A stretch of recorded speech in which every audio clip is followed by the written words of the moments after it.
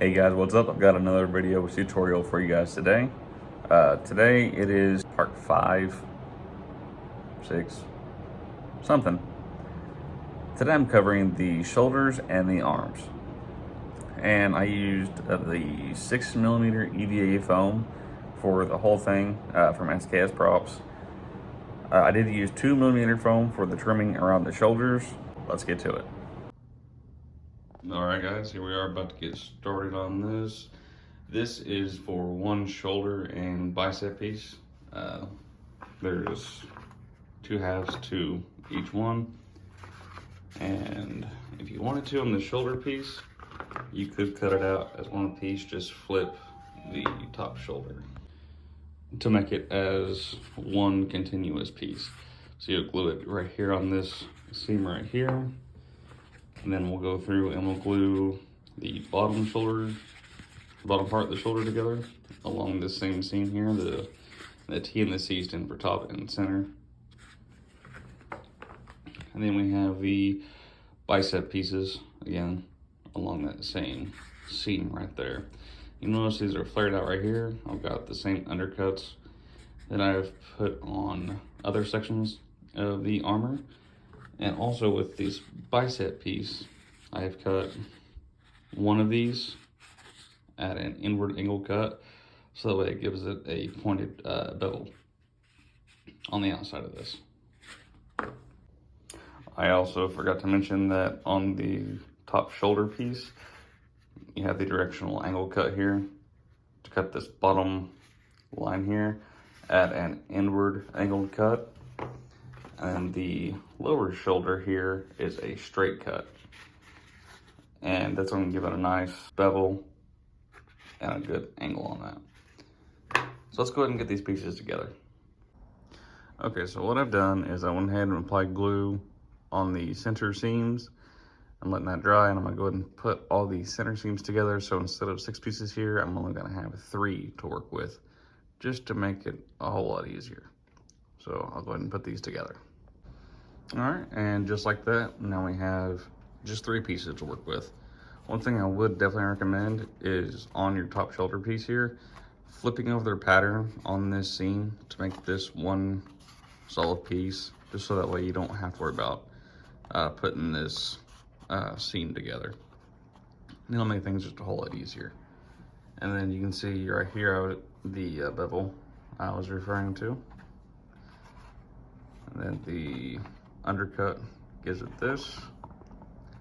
And now what we'll do is we'll go ahead and apply contact cement along this inner edge here, the corresponding edge here, and then we'll line up our hash marks and put it together. All right, and then that is the shoulder piece all put together.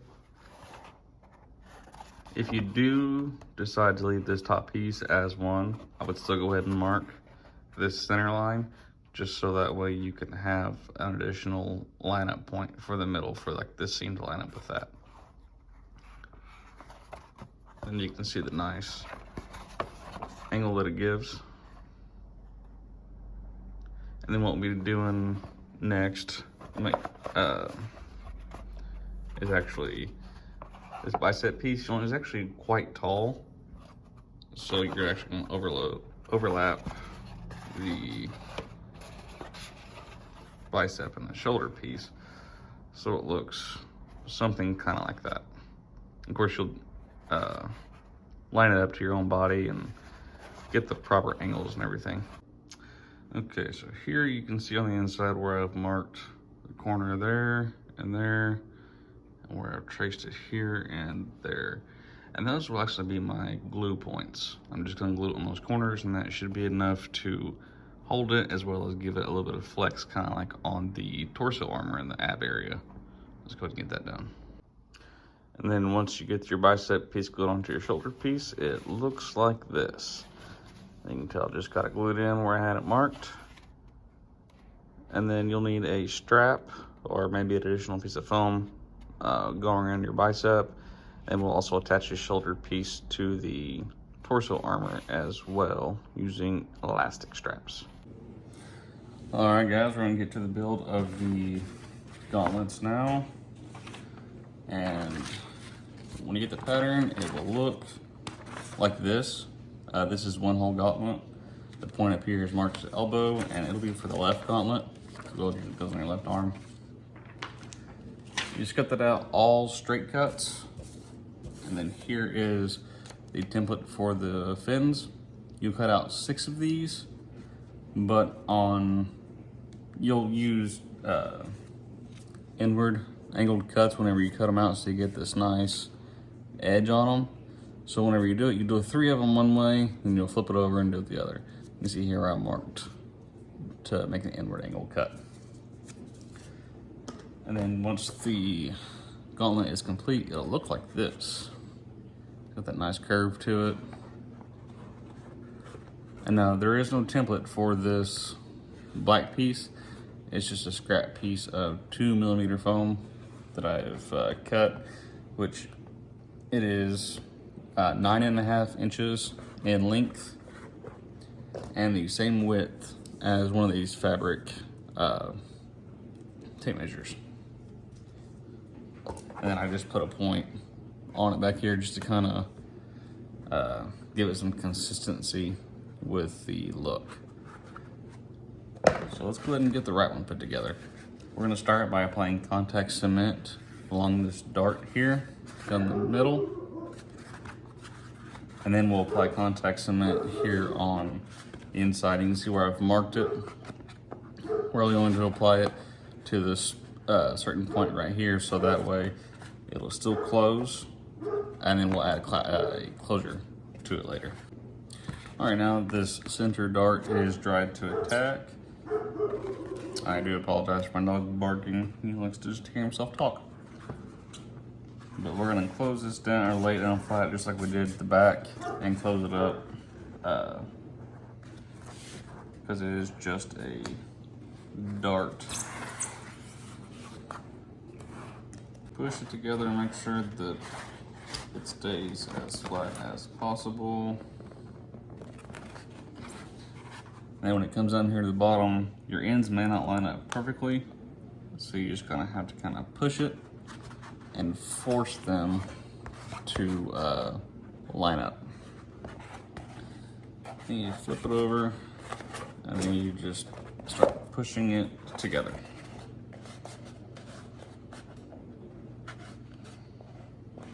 Just like that. And so this little strip right here is actually gonna do 2 things. It's going to cover up your seam so it looks cleaner, and it's also going to help keep your gauntlet together. So that way you have this little bit of extra so your seams don't split. All right, and while we wait for this right here to dry, I have cut some smaller 2mm rectangles.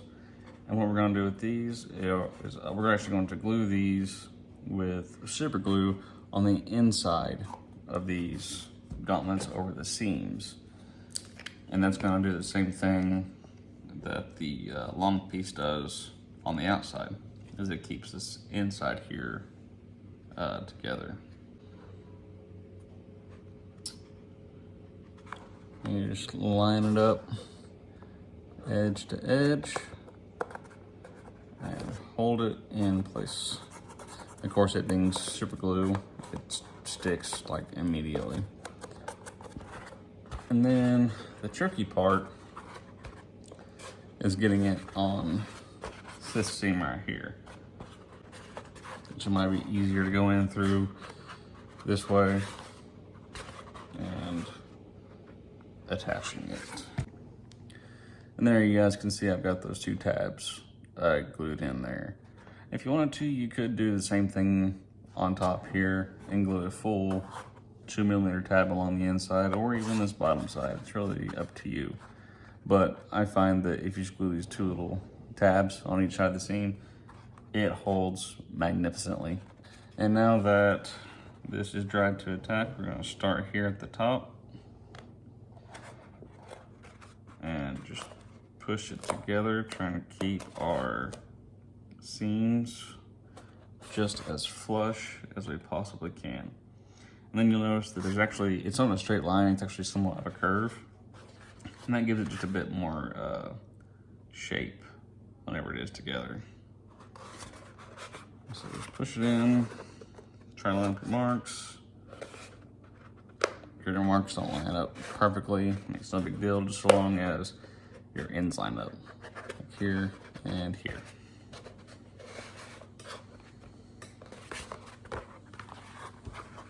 And that's what it looks like, plain and simple. So now we'll go ahead and apply contact cement to this top seam and to this piece right here and get it attached. One thing you do want to watch for after you apply your contact cement over the top of your seam is that your seam may start to come back open. Because you apply more contact cement, it kind of activates the old contact cement and it will kind of open up your seams a little bit. So just kind of watch that. You can see right there what's kind of happening. Just push it back together. And your 2 millimeter foam piece that goes over it will hold it all together. So that way it won't come apart. All right, and I went ahead and applied contact cement onto this black piece as well as the bottoms of the fins. I'm gonna let these dry and then we will attach them. All right, now these have dried to attack. I'm actually going to try the double adhesive technique that Stephen Smith uses from SKS Props. Once your contact cement has dried to attack, I'm putting 3 drops on there. I'm going to try to line this up in the middle the best I can and push it down. And there's the first one. And what I'm using as a, I guess a guide to get them spaced evenly is I use the width of my thumb. So I'm gonna place that on there and then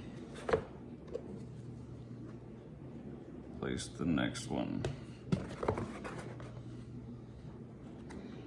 Trying to keep it just as centered as I can.